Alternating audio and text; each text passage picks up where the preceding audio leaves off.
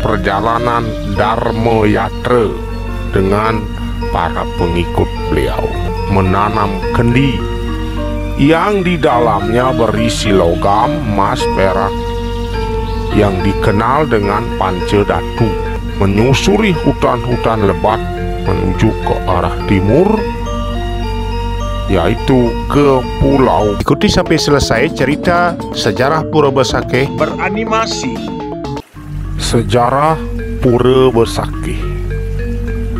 Sejarah Pura Besakeh kita bisa mulai dari Gunung Raung, di mana pada waktu itu Gunung Raung adalah menjadi tempat ide Resi Markandeya melakukan yoga samadhi. Beliau selain melakukan yoga samadhi di Gunung Raung, juga beliau melakukan yoga samadhi di Gunung Demulung dan di Gunung Dieng.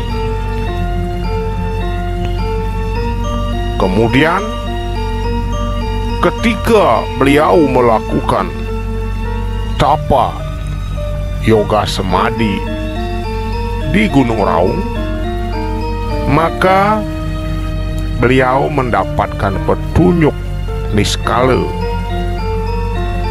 karena beliau akan melakukan perjalanan Dharma Yatra dengan para pengikut beliau. Akhirnya karena sudah mendapatkan petunjuk niskala, maka perjalanan beliau menuju ke arah timur, yang namanya pada waktu itu Pulau Dawa. Dawa katanya bermakna Jawa.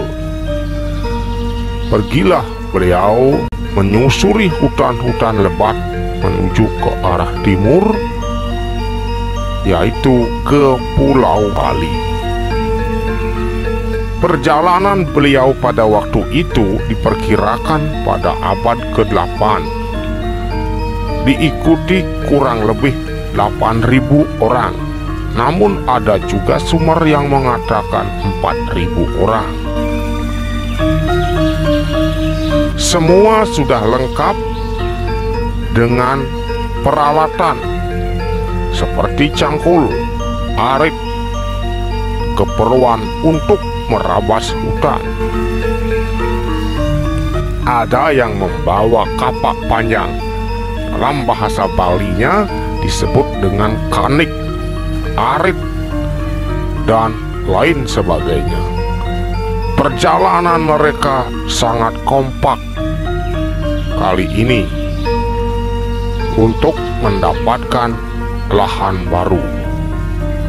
Namun apa yang terjadi di jalan pada waktu itu tidak seperti apa yang dibayangkan. Walaupun semua anak buah beliau sangat semangat bekerja, karena sesampainya di Bali ini banyak sekali rintangan-rintangan dari makhluk gaib, setan, dan juga ada binatang buas. Banyak dari anak buah beliau akhirnya yang sakit karena gangguan-gangguan jin dan makhluk halus. Sebagai penunggu, Pulau Bali ini rupanya adalah pulau yang sangat angker dan mistis.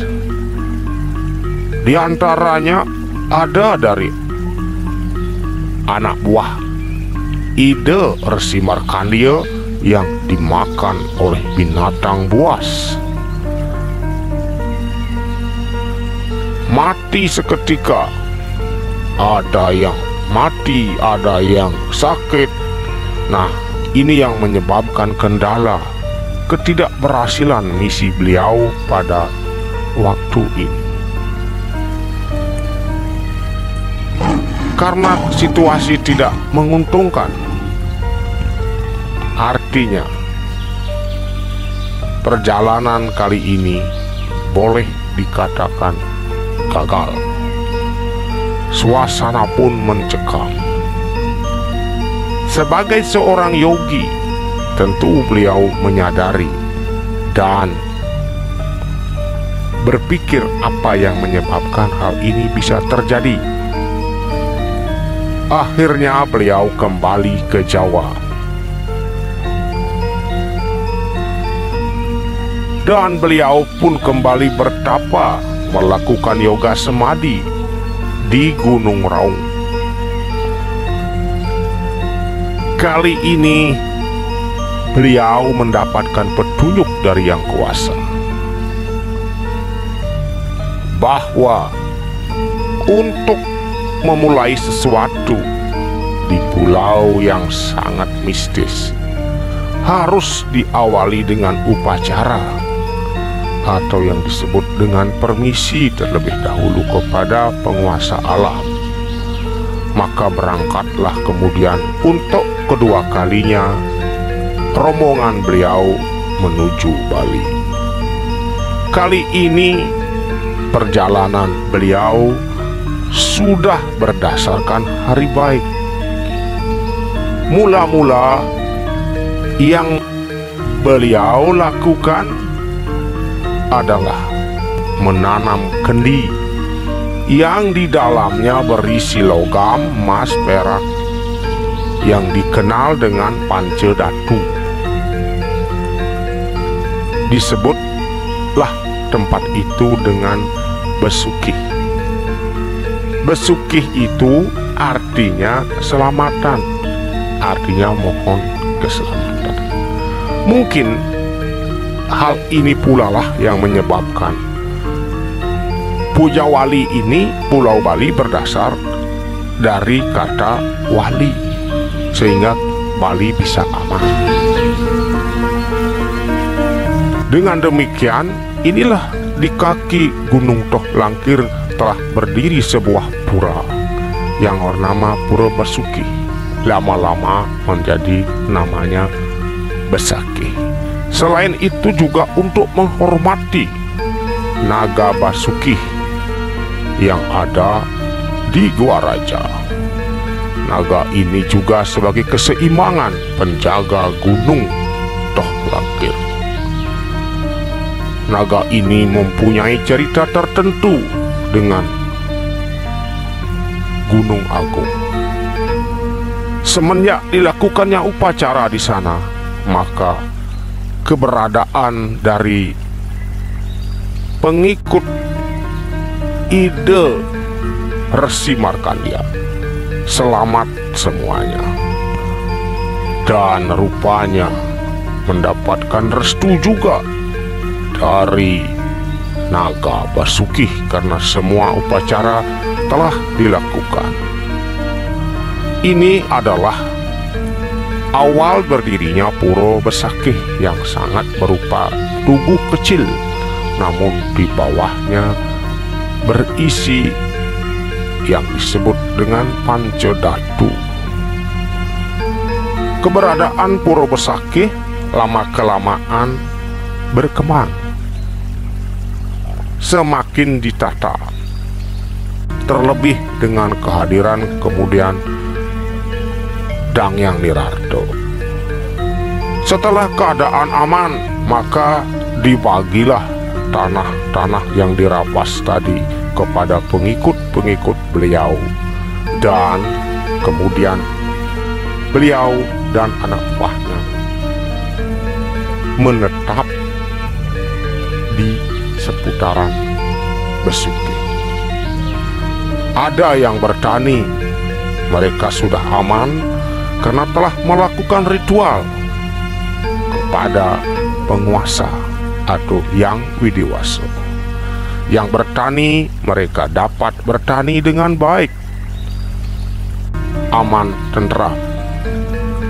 Sampai sekarang masyarakat Bali melakukan puja wali atau yang disebut dengan bebantenan. Masyarakat hidup tenang dan tentram karena masyarakat Bali sangat menghormati alam yang disebut juga dengan Trihita Karana, hubungan Tuhan, manusia, dan alam. Keberadaan Pura Besakih sampai saat ini sudah berkembang pesat seiring dengan berjalannya waktu. Terlebih ketika kedatangan Ide Dang Yang Nirarto ke Bali, maka diadakanlah penataan lebih lanjut menjadi lebih baik, dan kemudian yang terakhir dengan hadirnya dan kedatangan Ide Empu Kuturan yang menata keberadaan pura-pura di Bali.